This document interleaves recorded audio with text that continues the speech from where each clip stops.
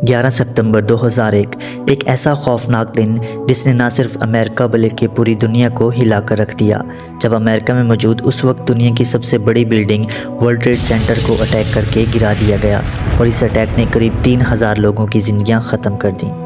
नाज़रीन, क्या थी 9/11 अटैक्स की असल कहानी और आखिर क्यों गिराई गई थी ये बिल्डिंग्स, ये सब कुछ जानेंगे हम आज की इस वीडियो में।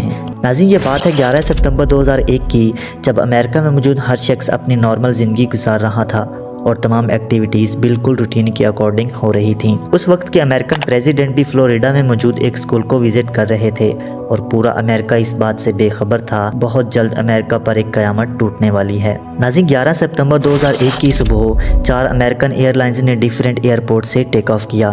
फ़्लाइट 11 जिसने 7:59 पर बोस्टन एयरपोर्ट से टेक ऑफ किया और इसकी मंजिल थी अमेरिका का बहुत खूबसूरत शहर लॉस एंजलिस, जिसके ठीक 15 ही मिनट के बाद फ़्लाइट 175 ने भी बोस्टन एयरपोर्ट से टेक ऑफ किया और इसकी मंजिल भी लॉस एंजलिस ही थी। नाज़रीन, फ़्लाइट 11 में मौजूद टोटल 92 लोग ऑन बोर्ड थे, जिनमें से 81 पैसेंजर्स और 11 क्रू मेंबर्स थे। टेक ऑफ करने के 15 ही मिनट के बाद फ़्लाइट 11 में मौजूद 5 हाईजैकर्स ने प्लेन को हाईजैक कर लिया और ज़बरदस्ती कॉकपिट में घुसकर प्लेन का कंट्रोल हासिल कर लिया।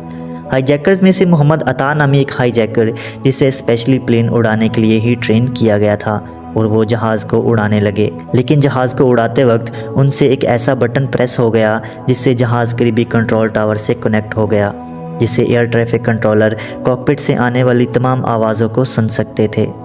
नाज़रीन, थोड़ी ही देर के बाद मोहम्मद अता ने ये अनाउंसमेंट की, आप सब लोग खामोशी से बैठ जाएं, हम जहाज़ को एयरपोर्ट की तरफ ही लेकर जा रहे हैं। ये अनाउंसमेंट करने के बाद जहाज़ का रुख लॉस एंजलिस की बजाय न्यूयॉर्क की तरफ मोड़ दिया गया और प्लेन में बैठे तमाम पैसेंजर्स इस बात से बेखबर थे कि आखिर उनके साथ क्या होने वाला है। और थोड़ी ही देर बाद 8:46 पर हाईजैकर्स ने इस प्लेन को वर्ल्ड ट्रेड सेंटर से टकरा दिया। नाज़रीन, प्लेन टकराने के बाद अमेरिकन प्रेसिडेंट जॉर्ज बुश के पर्सनल असिस्टेंट ने इन्हें इन्फॉर्म किया कि वर्ल्ड ट्रेड सेंटर से एक प्लेन टकरा चुका है, जिसे सुनने के बाद अमेरिकन प्रेसिडेंट ने बिल्कुल नॉर्मल बिहेव किया और ये समझा कि या तो ये टेक्निकल फॉल्ट की वजह से हुआ होगा या फिर पायलट की नेग्लिजेंस की वजह से, लेकिन असल हकीकत से अभी कोई भी बाखबर नहीं था। नाज़रीन, वर्ल्ड ट्रेड सेंटर से जहाज़ टकराने के फ़ौरन बाद पूरा अमेरिकन मीडिया इसकी लाइव कवरेज करने लगा और हर न्यूज़ चैनल पर बस यही खबर नशर की जा रही थी। और इसी दौरान एक दूसरी फ़्लाइट 175 को भी हाईजैक कर लिया गया। इस प्लेन में भी सेम वही अल्फाज दोहराए गए कि आप लोग बेफिक्र होकर बैठ जाएं, हम जहाज़ को एयरपोर्ट की तरफ ले जा रहे हैं। और लॉस एंजलिस जाते हुए इस प्लेन का रुख भी वर्ल्ड ट्रेड सेंटर की तरफ मोड़ दिया गया और जहाज़ की स्पीड बहुत ज़्यादा तेज़ कर दी गई।